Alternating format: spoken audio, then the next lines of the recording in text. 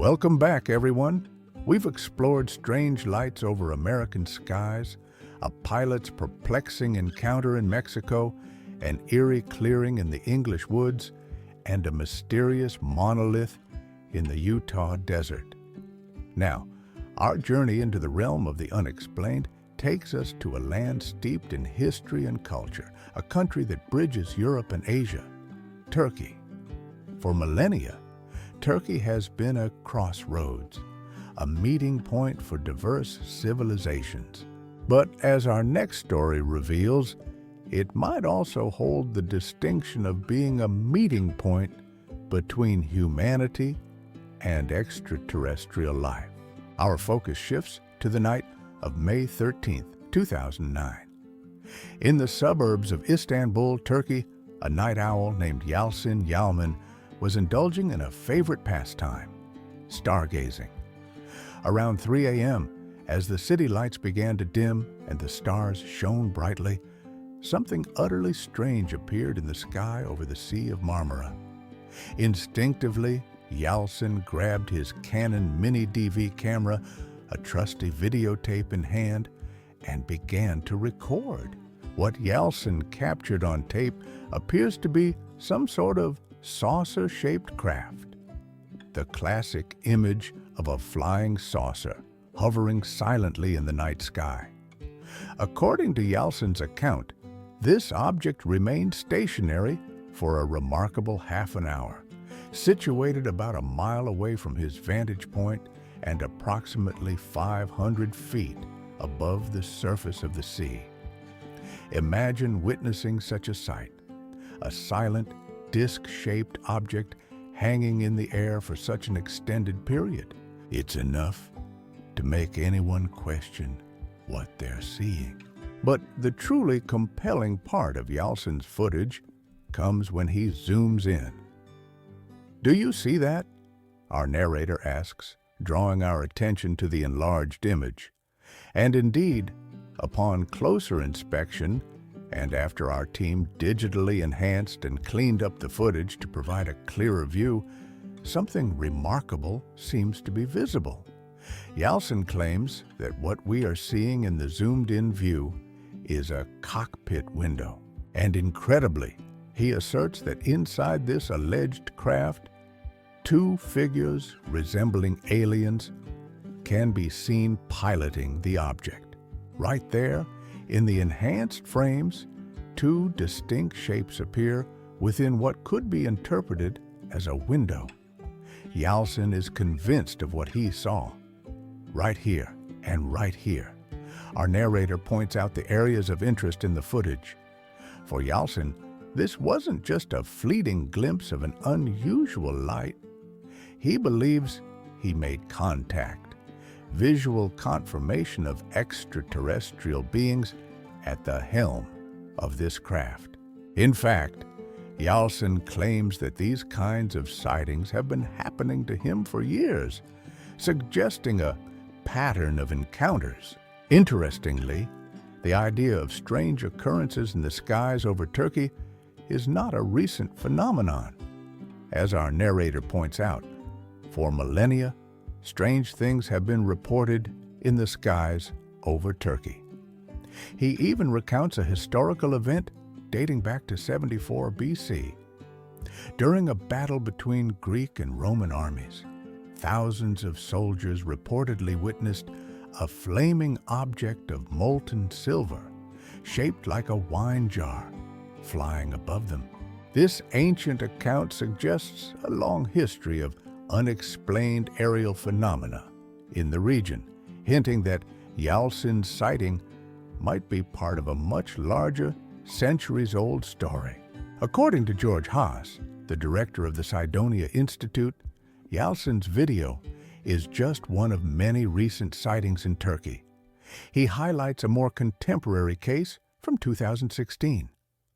In 2016, Turkish air pilots reported that they saw a UFO go over their plane with green lights, Haas explained.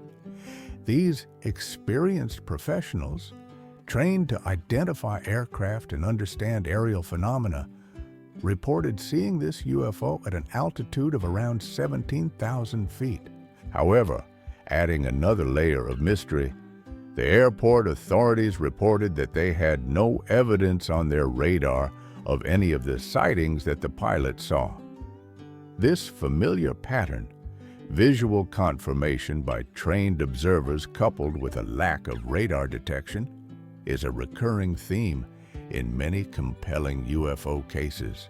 Now, the detail that makes Yalçın's video particularly unique is the alleged sighting of occupants within the craft. Now, we've never seen a window on a UFO before, our narrator emphasizes. Yalçın's cockpit aliens appear to be a unique phenomenon, and one the Turkish government has taken very seriously. This claim of visible occupants sets Yalçın's account apart from many other UFO sightings, which typically involve lights or unidentifiable shapes. George Haas further elaborates on the official response. The Turkish government came back and said that this is authentic, and the spacecraft has nothing to do with any military programs or anything, so this could be an extraterrestrial. The reported acknowledgement of authenticity by the Turkish government lends significant weight to Yalçın's claims, suggesting that official channels also struggled to find a conventional explanation. The topic of UFOs is clearly a significant one in Turkey.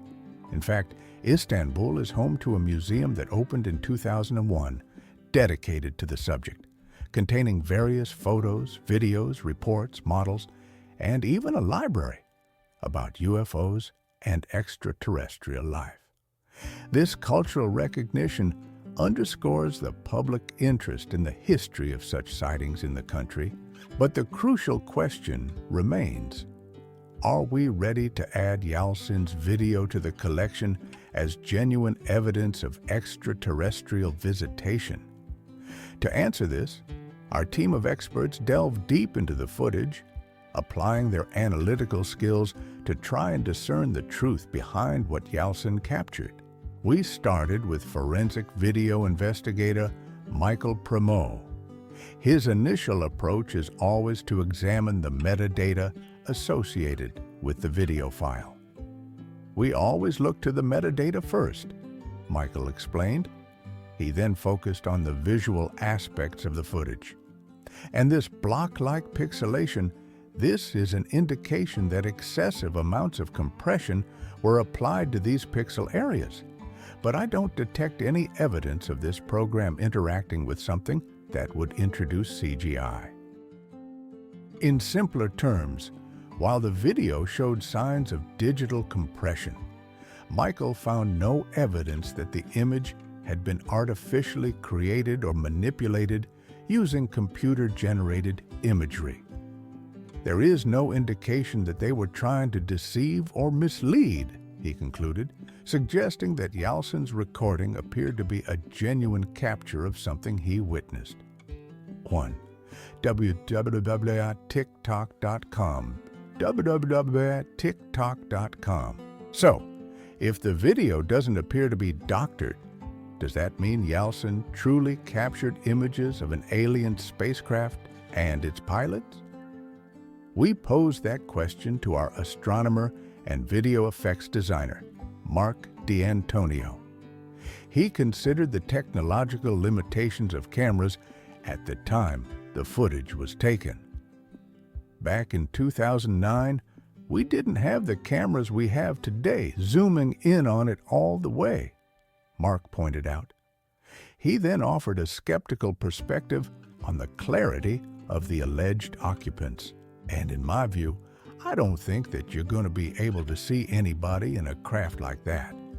That's like saying you'd be zooming in on an airliner going by. Can you see people looking out of the window? And the answer is no, because the windows are still too small. Mark's analogy highlights the difficulty of discerning details of individuals inside a distant object, even with zoom capabilities. Next, we sought the opinion of our aviation expert, Tim McMillan.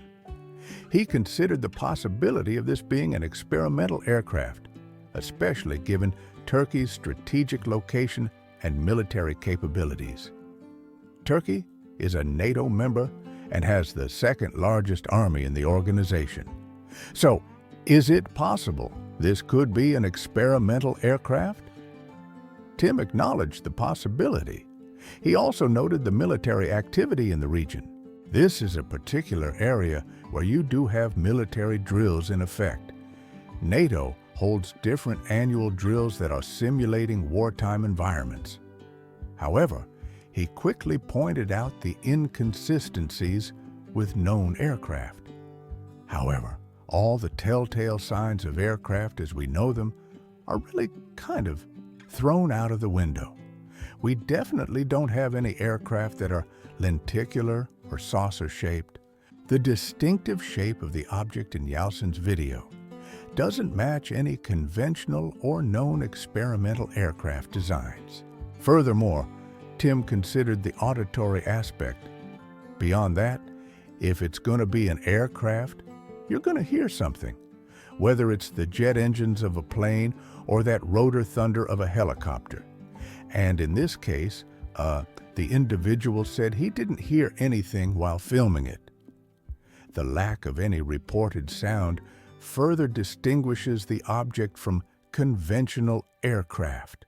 So, if it wasn't a hoax, and it wasn't a conventional aircraft, what else could it be? Tim McMillan offered an alternative explanation based on the location of the sighting, over water.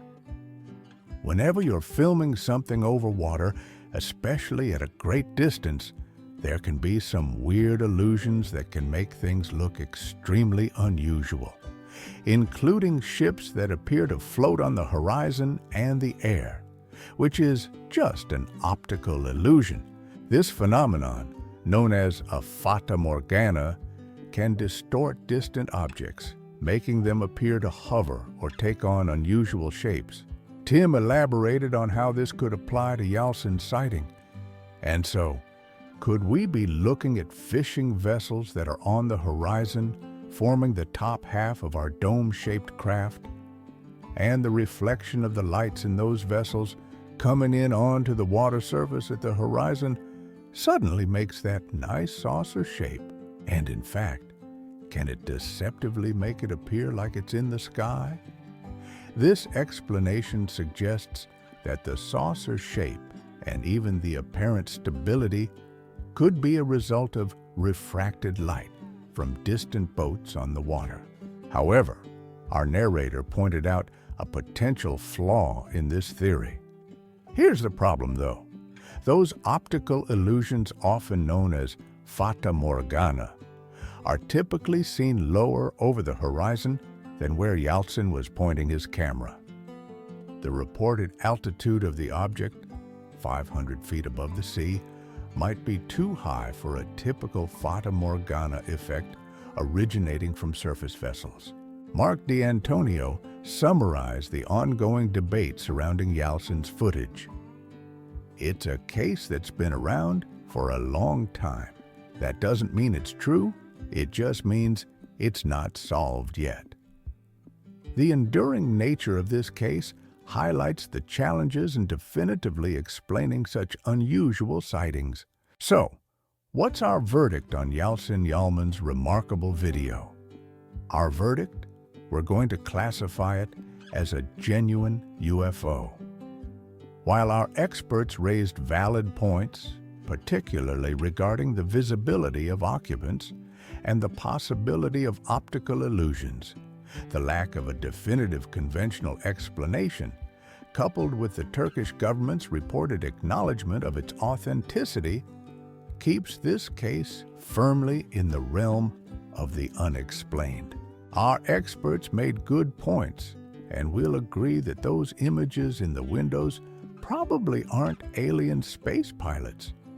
But that doesn't mean we can identify what this thing actually is until we get more definitive evidence. Yeltsin's footage remains a compelling piece of the UFO puzzle, a testament to the enduring mystery of our skies.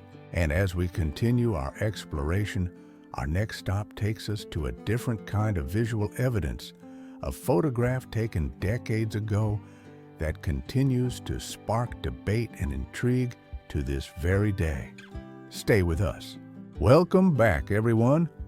After our intriguing stop in Turkey, where a videotaped encounter sparked international debate, we now turn our attention to a different form of evidence, a photograph.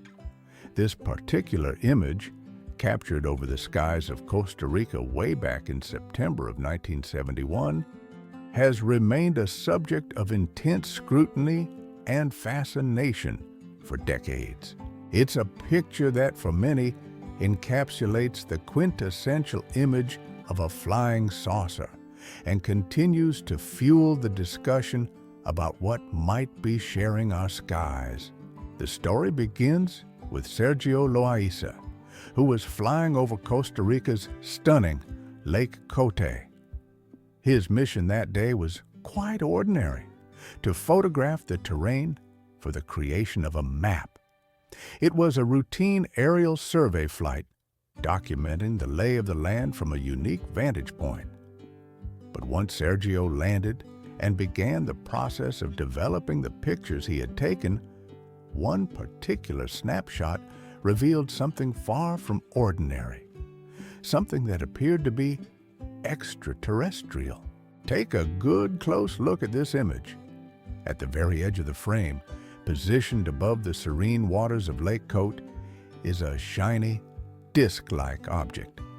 Its shape bears a striking resemblance to the classic depictions of a flying saucer, a smooth, rounded body with a distinct, almost symmetrical form. It's the kind of image that immediately comes to mind when you think of a UFO sighting. Sergio himself vividly recalls the moment he discovered the startling object in his photograph. Sergio speaking Spanish. As our narrator translates, Sergio recounts his surprise at seeing the anomaly in the developed picture, something he hadn't consciously observed during the flight itself. The unexpected appearance of this classic saucer shape in his aerial photography added an element of profound mystery to what was otherwise a routine professional assignment. The photograph quickly garnered attention, and as our narrator explains, the photo was examined by researchers who deemed it authentic. This initial assessment by early investigators suggested that the image was not a fabrication, lending credence to the possibility of a genuine, unexplained object being captured on film. But the story of this Costa Rican UFO photograph took an even more intriguing turn much later, in 2021. That's when an attorney and UFO enthusiast named Esteban Carranza got a hold of the image. But it wasn't until 2021 when attorney and UFO enthusiast Esteban Carranza got a hold of the photo that the story got really interesting. Esteban's involvement brought a renewed focus and a fresh perspective to this decades-old mystery. Esteban had a unique advantage: access to the original negative of the photograph. My uncle, he managed to obtain a copy of the negative, Esteban explained. Recognizing the potential significance of this original source material, he embarked on a mission to extract as much information as possible from it. And I said, aha, I gotta find a way to produce a really high-quality scan. His efforts to obtain a high-resolution digital version of the negative aimed to reveal details that might have been lost or obscured in previous reproductions of the photograph. Esteban's conclusion after his meticulous analysis was both straightforward and profound. What it is, we don't know, but we know it's real. And that's where we need serious scientific and open analysis. His emphasis on the authenticity of the image and the need for rigorous scientific investigation echoed the sentiments of many who have studied this case over the years. Following his high-quality scan, Esteban decided to share the image with a wider audience, releasing it on Twitter. The reaction was immediate and intense. Esteban releases the photo on Twitter, and the internet explodes, our narrator recounts. The clear, classic saucer shape of the object, coupled with the decades of mystery surrounding it, ignited a new wave of speculation and debate online. According to journalist MJ Banias, the photograph might even hint at extraordinary capabilities of the object. What's interesting about this photo is that the frame prior to this shot and the frame after this shot does not show this object. This absence in the adjacent frames, taken moments apart, led to some fascinating theories. Some people believe that it's evidence that this object can cloak and become invisible. Some people believe that it's able to move incredibly quickly, and some people believe that it's interdimensional and that it was able to leave our dimension and go somewhere else. These speculations, while extraordinary, highlight the truly anomalous nature of the object's appearance and disappearance in the photographic record. Adding another layer of intrigue is the location where the photograph was taken. In previous episodes, we've shown you UFOs sighted near volcanoes, as there's a belief among ufologists that alien craft are attracted to volcanoes and other high-energy sites for the purpose of refueling. Lake Code is situated right next to the Arenal volcano, which was Costa Rica's most active volcano until 2010. Well, this photo was taken right next to the Arenal volcano, which was Costa Rica's most active until 2010. So, could there be a connection?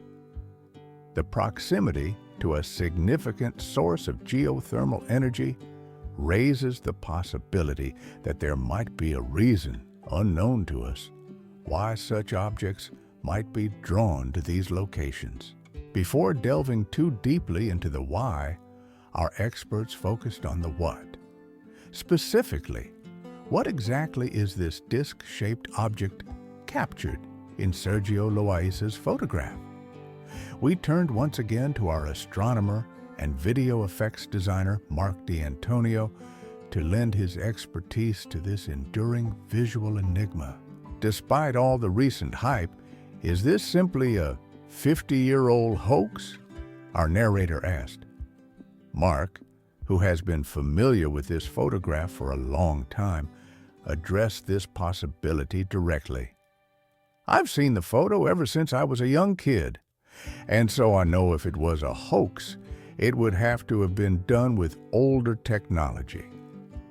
He then offered his assessment of the image's authenticity based on the limitations of the time.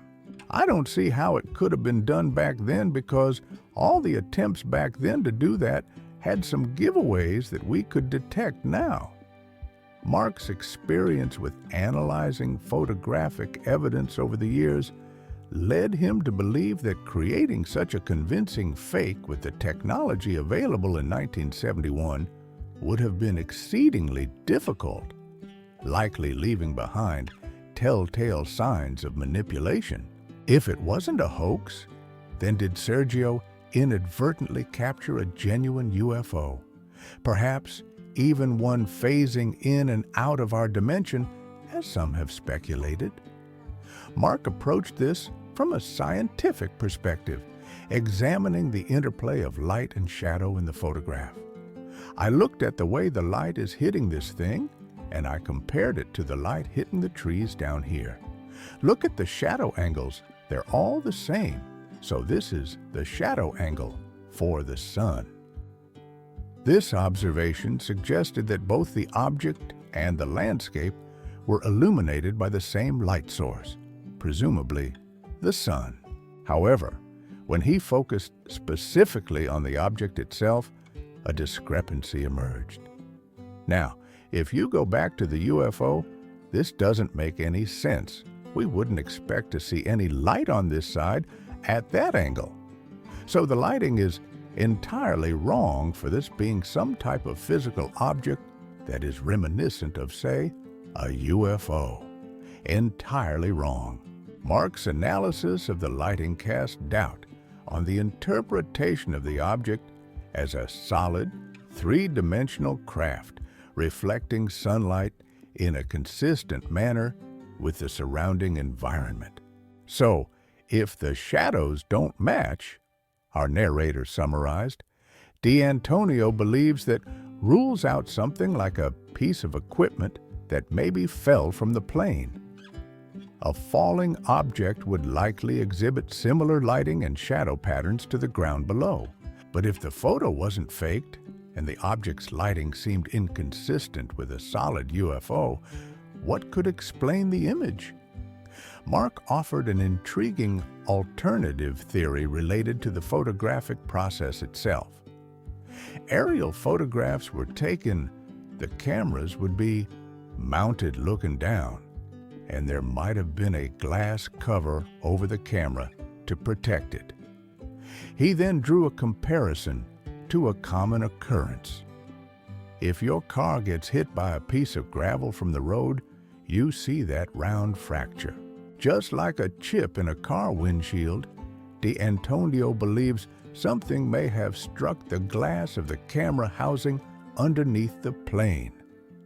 This impact could have created a circular artifact on the resulting photograph, mimicking the appearance of a disc-shaped object. However, Mark readily admitted that his theory didn't fully address one of the central mysteries of the case, the object's absence in the adjacent frames. A conical piece of glass that's been fractured matches this object, but I can't explain why they don't appear in the next photo frame. I would expect they would appear on many frames, but only one frame, and that's a mystery. This fleeting appearance in only 1 out of 3 consecutive shots remains a significant unanswered question. Next, we turn to astrophotographer Andrew McCarthy for his perspective. He analyzed the technical details of the photograph. The photograph in question here was captured in a focal length of about 115 millimeters, focal ratio, f5.6.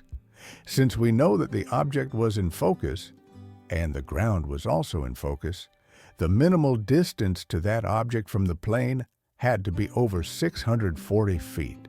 This technical analysis suggested that the object was not a small artifact on the camera lens, but rather something substantial and at a considerable distance from the aircraft. Based on his calculations, Andrew offered an estimate of the object's size. By McCarthy's calculations, this object would be, at a minimum, 48 feet long. If it's further away, it could be even bigger. This ruled out smaller, more easily explainable objects like birds or balloons. The fact that such a large object only appeared in one of 3 photos taken seconds apart implied a significant velocity. So we have a large craft that only appears in 1 photo out of 3 taken seconds apart, meaning it must be capable of traveling at fast speeds. Andrew also considered the possibility of a conventional aircraft. This was captured in 1971, long before any kind of drone existed. A helicopter or an airplane wouldn't have looked like this, so we can really easily rule out most existing aircraft at that time. The distinct disc shape didn't match the profiles of known aircraft from that era. Ultimately, for Andrew McCarthy, the lack of any conventional identifiable markings on the object led him to a compelling conclusion. It's very rare I come across a photo that I can't easily explain away, and I think what we have here is a genuine, unidentified flying object. So, what's our verdict on this iconic photograph? Our verdict? genuine UFO. While our experts offered intriguing theories, and we agree that it's likely not just a chip in the glass, as Mark D'Antonio pointed out, the inconsistencies in the lighting remain a puzzle. But as D'Antonio noted, if there is something real there, we still haven't accounted for the fact that the light and shadows don't match. Despite these lingering questions, the clear disk shape, the estimated size and speed, and the lack of a definitive conventional explanation keep this 1971 photograph firmly entrenched in the annals of UFO mysteries.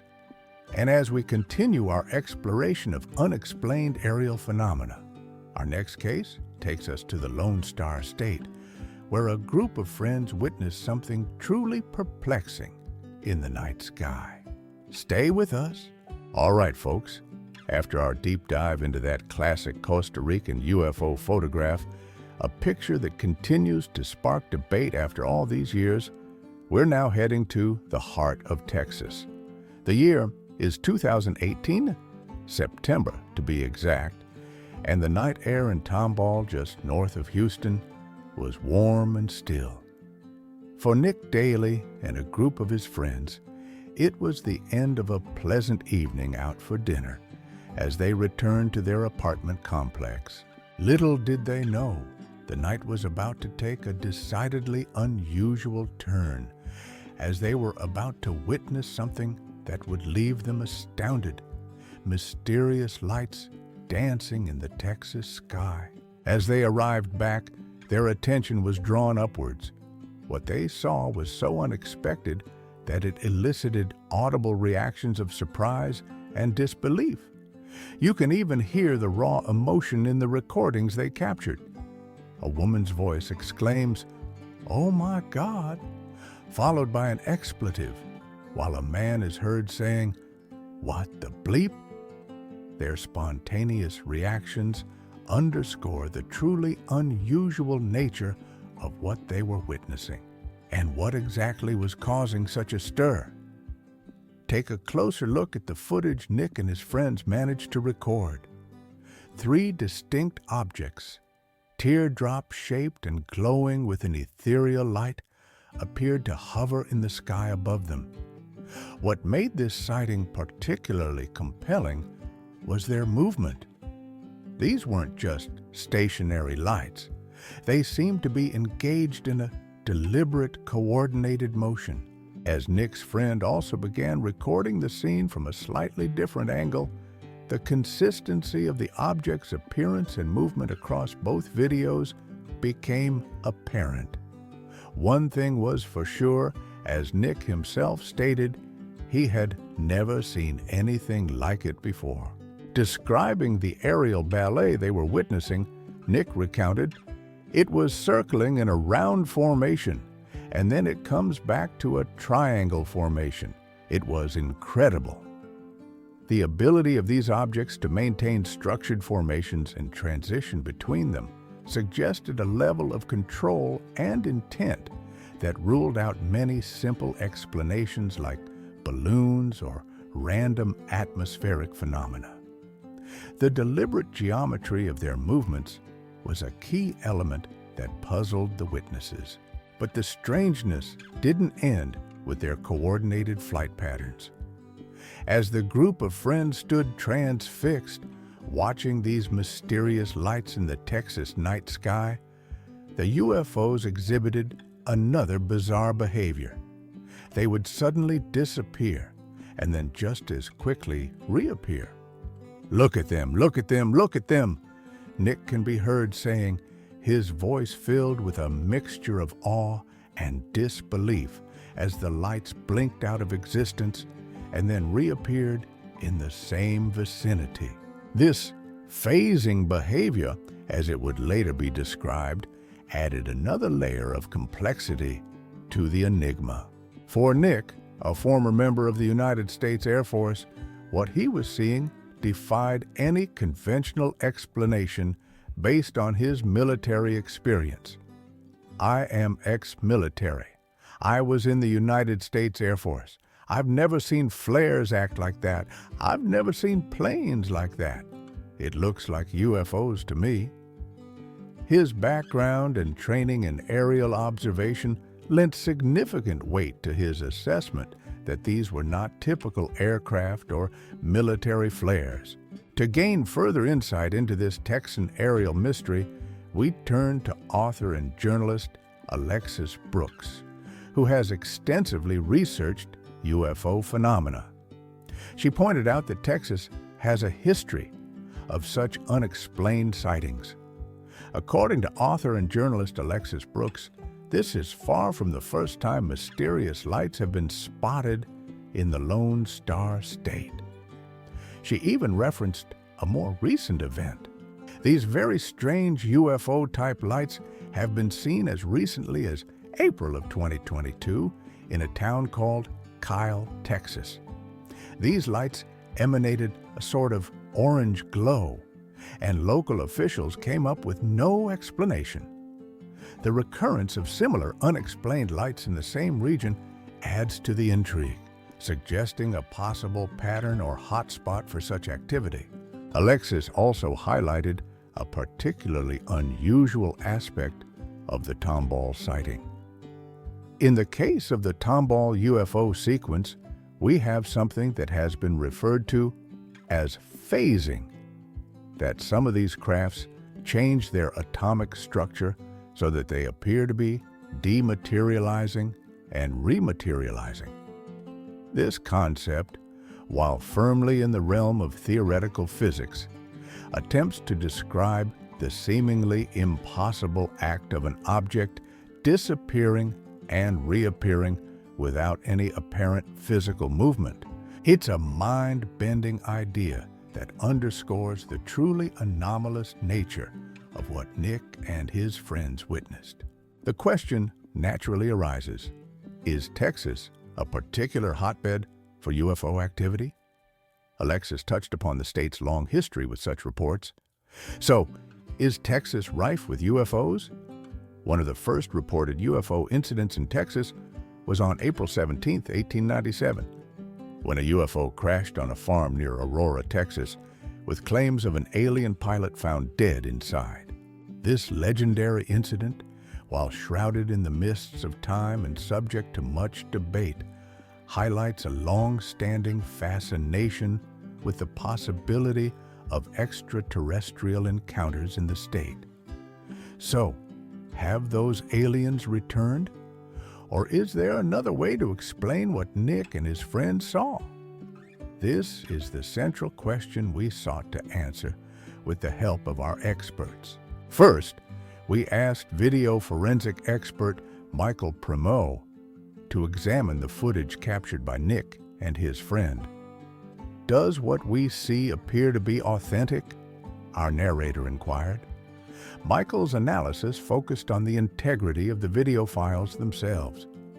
We examined the file to determine if there were any original file signatures. No known file signatures were identified, and at this low spatial resolution, it's very difficult to make determinations in reference to CGI. While the low resolution made definitive statements about computer-generated imagery challenging, Michael found no clear evidence of manipulation.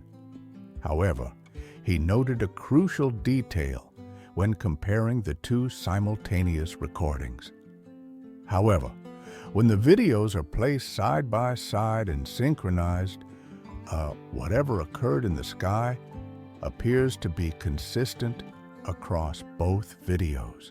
This corroboration between two independent recordings strengthened the likelihood that the witnesses genuinely captured the same unusual event. Next, we turn to our aviation expert, Tim McMillan, to see if a conventional aircraft explanation could fit the bill. Are we simply looking at conventional aircraft, like an airplane or helicopter? Our narrator asked. Tim's assessment was quick and clear. We're not seeing movements that are consistent with fixed-wing aircraft. The way the objects hovered and transitioned between formations didn't align with the flight characteristics of airplanes. He also addressed helicopters. What we're looking at here, they're really close. So they're violating how close you want to be to another aircraft. Close proximity, it becomes even more dangerous for a collision. The tight formations and close proximity of the objects seemed unlikely for multiple helicopters operating in the dark. Tim then considered the possibility of drones, a more contemporary aerial technology. Drone would match up best for what we've seen so far. The maneuverability and potential for coordinated movement made drones a more plausible candidate than traditional aircraft. However, he also pointed out a significant limitation. But if they're drones, we have to start taking into account the amount of energy it takes. And so for these to be bright lights, they're not going to be able to stay up for very long, because it's just going to drain that battery power. The sustained brightness and duration of the sighting raised questions about the battery life of commercially available drones. Finally, we sought the expertise of astronomer and video effects editor Mark D'Antonio to consider if a more natural, albeit sometimes mistaken, phenomenon could explain the lights. Could they be sky lanterns? Our narrator asked. Mark acknowledged the possibility, but quickly dismissed it based on the observed behavior. Sky lanterns are possible, but they don't move the way these did. Sky lanterns are very subject to the wind. What they wouldn't do is sort of circle around each other, and at certain points in the video, they're leaving like a tail almost. That is very telling information. The controlled movements and the appearance of trails didn't align with the passive drift of wind-borne lanterns. In fact, Mark believed those streaks held a crucial clue. In fact, D'Antonio believes those streaks are the final piece of the puzzle. I think that this actually was very likely skydivers with flares. This was an intriguing hypothesis. The teardrop shape could potentially be the silhouette of a skydiver, and the trails could be the illuminated smoke from flares used for nighttime visibility. However, this explanation raised another question. But if these are nighttime skydivers, why then would they be jumping over Tomball, Texas at night? Mark pointed to a similar event in Tomball 5 years earlier. D'Antonio points to a similar event in Tomball 5 years earlier in 2013, which also featured slowly drifting lights. He elaborated on that past event.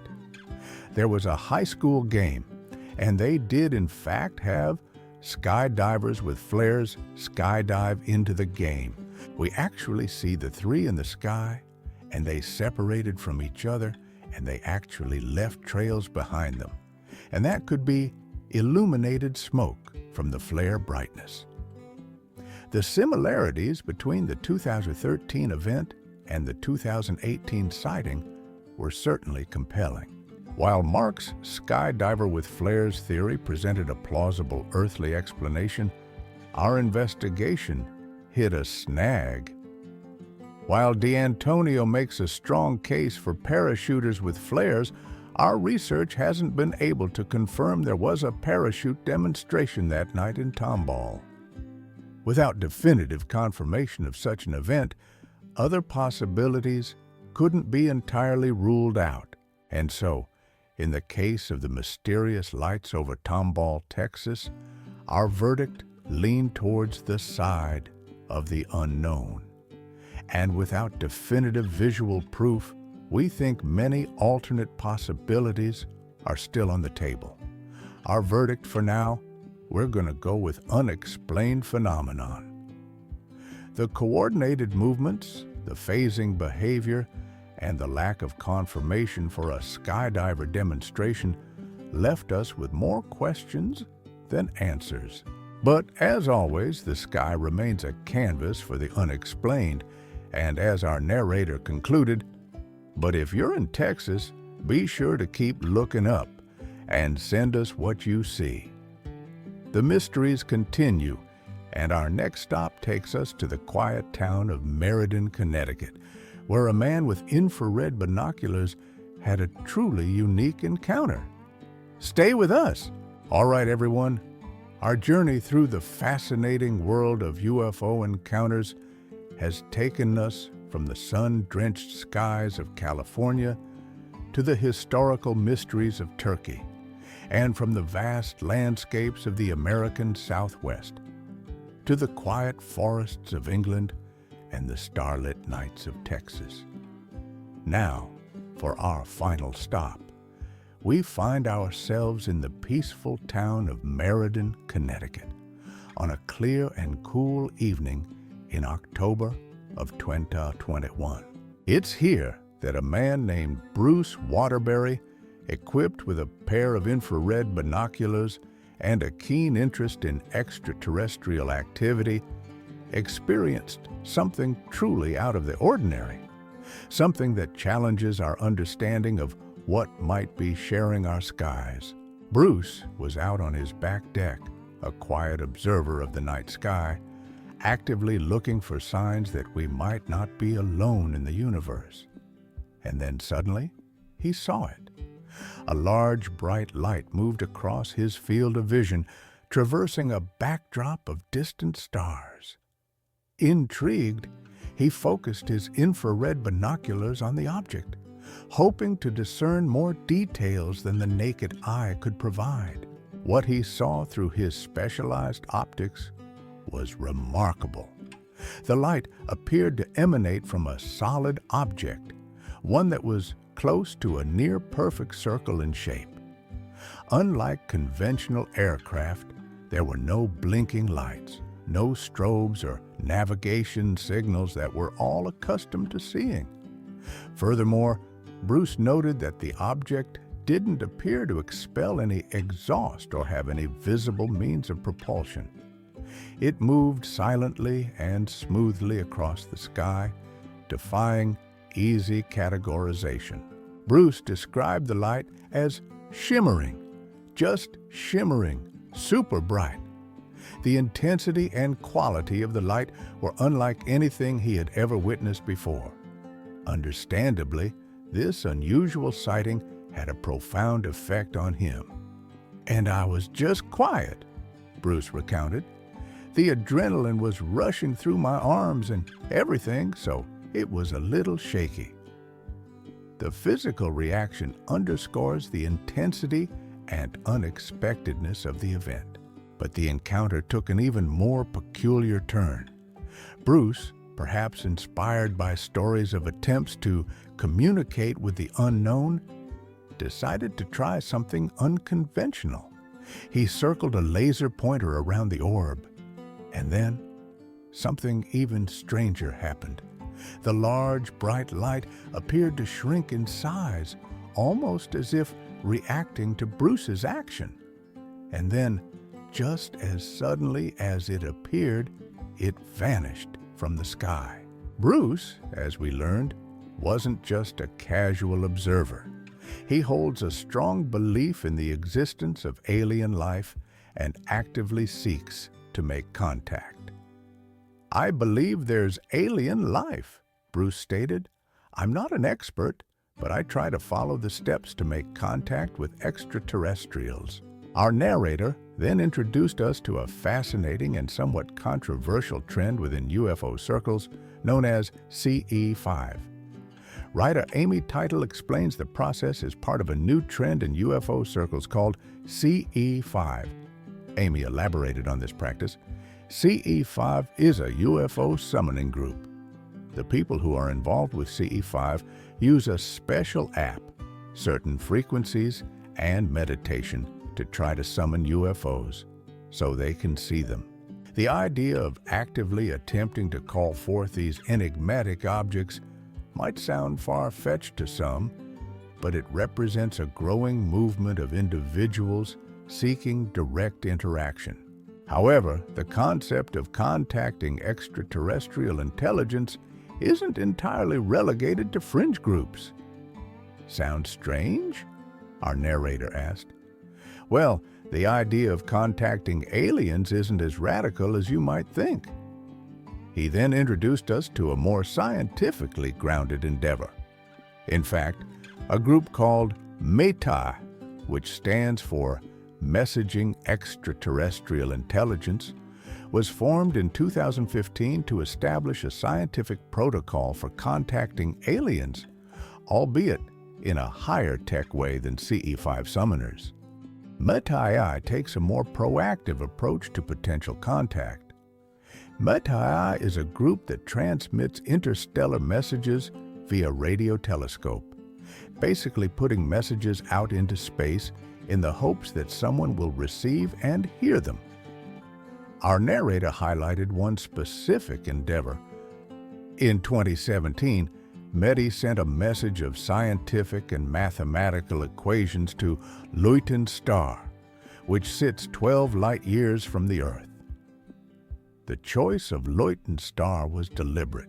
Now Luyten star was chosen because of a planet in its solar system, GJ 273b, which has been called the Super Earth. It's nearly 3 times as large as Earth and thought to be a good candidate for extraterrestrial life. This context of active attempts to contact other civilizations makes Bruce Waterbury's experience all the more intriguing. Could his actions, however unintentional, have played a role in the object's behavior? To analyze Bruce's sighting, we once again turned to our panel of experts. First up was astronomer and video effects designer Mark D'Antonio to assess if the Meriden light could have been a conventional aircraft. Aircraft have red lights, they have green lights, they have a bottom strobe, Mark explained definitively, so we can immediately say it's not an airplane. He also ruled out drones based on the characteristics of the light and its movement. And it's not a drone in my view, because we'd have to have a very, very bright light, which wouldn't make any sense. And when you get UFO reports, you hear the object move through the sky at an unbelievable speed and ended up 90-degree turns to the left or right. But in this particular case, we don't see any of that.